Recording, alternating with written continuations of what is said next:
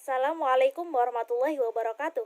Perkenalkan, kami dari kelompok 4 Fisiologi Hewan dengan saya Cynthia Ambarwati dan juga dua teman saya, Rosita Novolia dan Seviria Damayanti. Pada video kali ini, kami akan menjelaskan tentang sistem saraf 2. Mari disimak.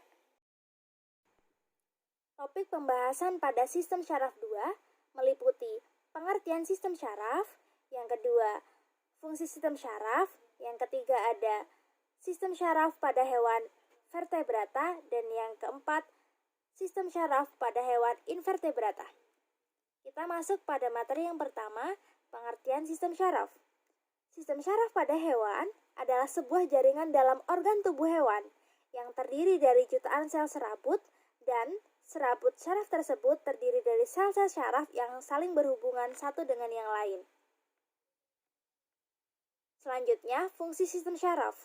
Fungsi sistem saraf ini ada 3, yaitu yang pertama input, yang kedua integrasi, dan yang ketiga output motoris. Input adalah penghantaran atau konduksi sinyal dari reseptor sensoris. Integrasi adalah proses penerjemahan informasi yang berasal dari stimulasi reseptor sensoris oleh lingkungan.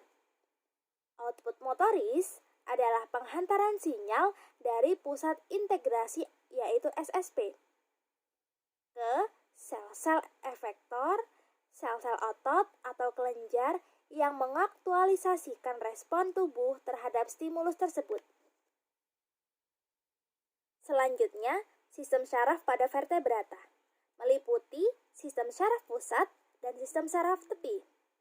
Sistem saraf pusat meliputi otak, otak tengah, dan otak belakang. Selanjutnya, sistem saraf tepi meliputi saraf spinal dan saraf kranial, dan juga divisi sensoris dan divisi motoris. Pusat meliputi otak atau ensephalon dan sumsum tulang belakang atau medula spinalis.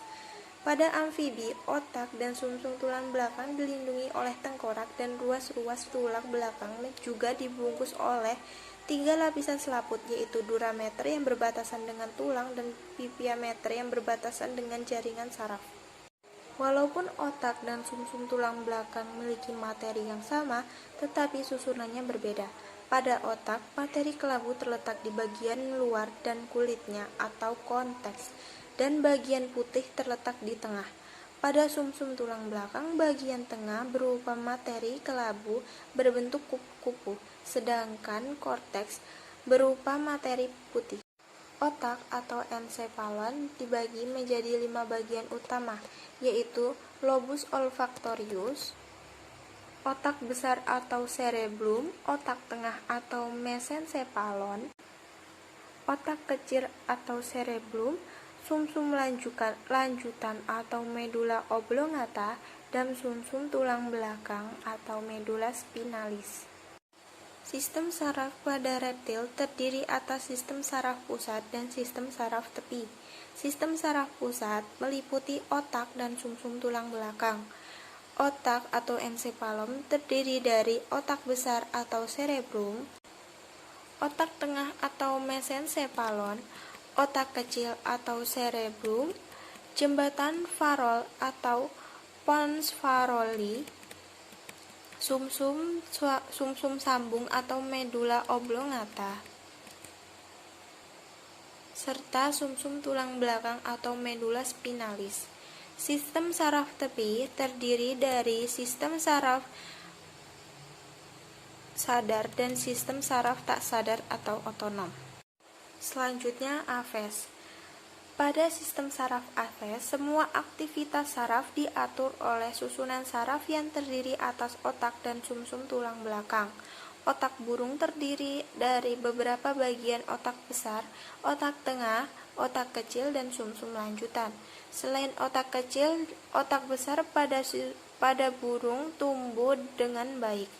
Permukaan otak besar burung tidak berlipat-lipat sehingga jumlahnya pada burung tidak banyak. Otak tengah burung berkembang membentuk 2 gelembung. Perkembangan ini berhubungan dengan fungsi penglihatannya, sedangkan otak kecil burung mempunyai bentuk lipatan yang jelas sehingga dapat memperluas permukaan dan menampung neuron yang cukup banyak. Perkembangan otak kecil berguna untuk pengaturan keseimbangan burung ketika terbang. Sistem saraf pada burung merpati terdapat atas sistem saraf pusat dan sistem saraf tepi. Sistem saraf pusat Olumbalivia terdiri dari otak yang bagian cerebrumnya berkembang dengan baik. Pada Neufosun, ensepalon otak relatif lebih besar bila dibandingkan dengan reptilia.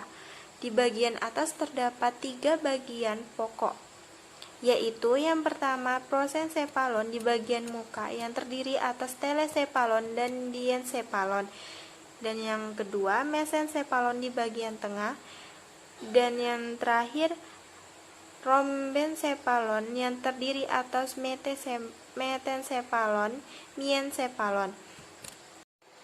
Sistem saraf pada mamalia secara general memiliki tingkat perkembangan yang lebih tinggi dari kelas lain. Cerebrum berukuran lebih besar jika dibandingkan seluruh bagian otak. Cerebrum juga berukuran lebih besar dan berlobus 2 buah. Lobus opticus ada 4 buah, yang setiap buah lateralnya dibagi oleh alur transversal yang menjadi lobus anterior dan posterior. Otak atau ensepalon terdiri dari beberapa bagian yang hampir sama dengan vertebrata lainnya, seperti prosesepalon, lobus opticus, cerebrum, dan medula oblongata. Selanjutnya, hewan invertebrata. Pada hewan invertebrata, yaitu terdapat hewan bersel satu atau protozoa, misalnya Amoeba sp dan Paramecium sp, tidak memiliki sistem saraf. Akan tetapi, hewan tersebut memiliki kemampuan untuk menerima dan mereaksi rangsang. Apabila Amoeba sp mendapat rangsangan cahaya yang kuat, ia akan bergerak menjauh. Sebaliknya, apabila rangsangan cahaya yang lembut, ia akan bergerak mendekat. Paramecium sp sebagai hewan berambut getar memiliki serabut-serabut saraf yang berakhir pada tumpukan rambut getar atau silia. Serabut saraf tersebut berfungsi sebagai pengatur gerakan silia. Ubur-ubur Hydra sp dan hewan bersel satu belum memiliki sistem saraf khusus. Kemudian selanjutnya ada hewan cacing atau vermes, terdiri dari 5 kategori. Yang pertama itu ada Colenterata, yang kedua Echinodermata, yang ketiga Platyhelminthes, yang keempat Mollusca, dan yang kelima ada serangga atau Arthropoda. Untuk Colenterata Hydra sendiri mempunyai jaringan saraf yang tidak terpusat. Hydra memiliki sistem saraf difus yang terletak pada mesoklea antara ektoderm dan endoderm. Disebut sistem saraf difus karena sel-sel saraf masih tersebar dan saling berhubungan satu sama lain. Menyerupai jala, maka juga disebut saraf jala atau jaring saraf. Meskipun demikian, impuls dari satu sel ke sel lainnya melalui sinaps, walaupun saraf jala sudah merupakan saraf sinaps, namun tidak memiliki semua ciri-ciri sinaps, seperti transmisi impuls tidak searah dan impuls makin jauh makin lemah. Sistem saraf ini belum punya sistem saraf pusat karena sel-sel saraf tersebar pada Colenterata aquatic seperti hidra, ubur-ubur, dan anemon laut pada mesoklea yang terletak di antara epidermis atau ektoderm dan gastrodermis atau endoderm.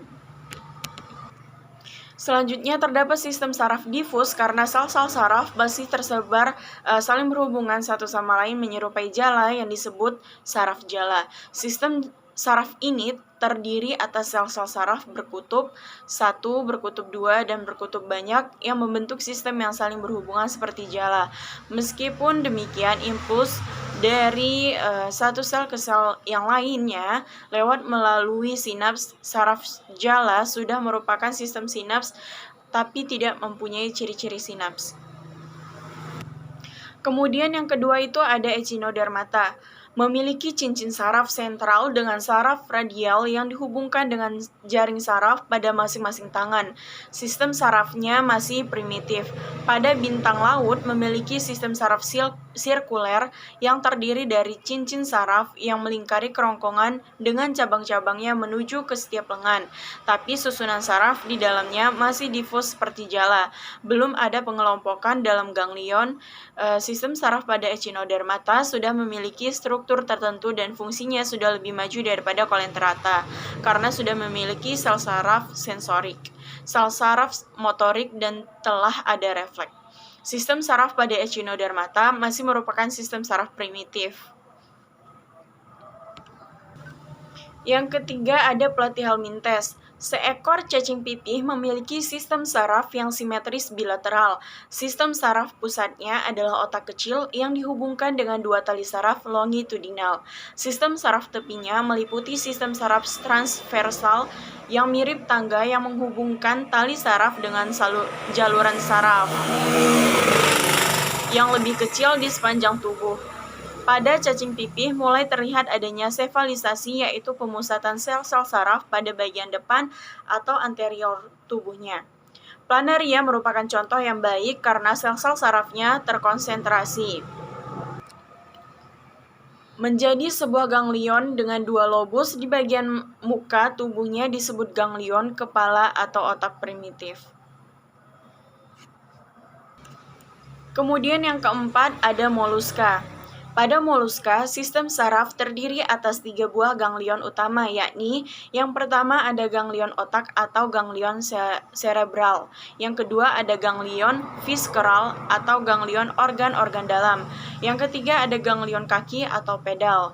Ketiga ganglion utama ini dihubungkan oleh tali saraf longitudinal, sedangkan tali saraf longitudinal ini dihubungkan oleh saraf transversal ke seluruh bagian tubuh. Di dalam ganglion pedal terdapat statosit atau statosis yang berfungsi sebagai alat keseimbangan. Sel neurosekresi terdapat pada ganglion otak moluska. Pada moluska terdapat pula kelenjar endokrin seperti pada vertebrata. Kelenjar tersebut misalnya kelenjar optik pada oktopus, pada sejenis siput. Jika tentakel dibuang, hasilnya pembentukan telur. Pada ovotestis dipercepat jika ekstrak tentakel disuntikan merangsang produksi sperma. Ekstrak ganglion otak merangsang produksi telur. Dari contoh di atas menunjukkan bahwa baik otak maupun tentakel berisi sel-sel neurosekresi yang menghasilkan hormon atau neurohormon. Pada bagian terakhir yaitu ada serangga atau arthropoda. Sistem saraf arthropoda ini kemungkinan berevolusi dari sistem saraf yang mirip annelida.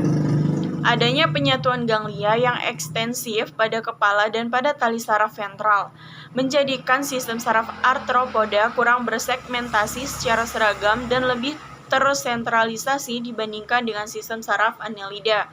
Pada belalang terlihat susunan saraf tangga tali dari simpul saraf yang disebut ganglia atau jamak dari ganglion.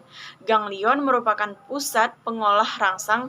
Ada 3 macam ganglion, yaitu yang pertama ganglion kepala menerima urat saraf yang berasal dari mata dan antena. Yang kedua ada ganglion di bawah kerongkongan mengkoordinasi aktivitas sensoris dan motoris rahang bawah atau mandibula, rahang atas atau maksila, dan bibir bawah atau labium. Yang ketiga ada ganglion ruas-ruas badan berupa serabut-serabut saraf yang menuju ruas-ruas dada, perut, dan alat-alat tubuh yang berdekatan. Demikian presentasi dari saya.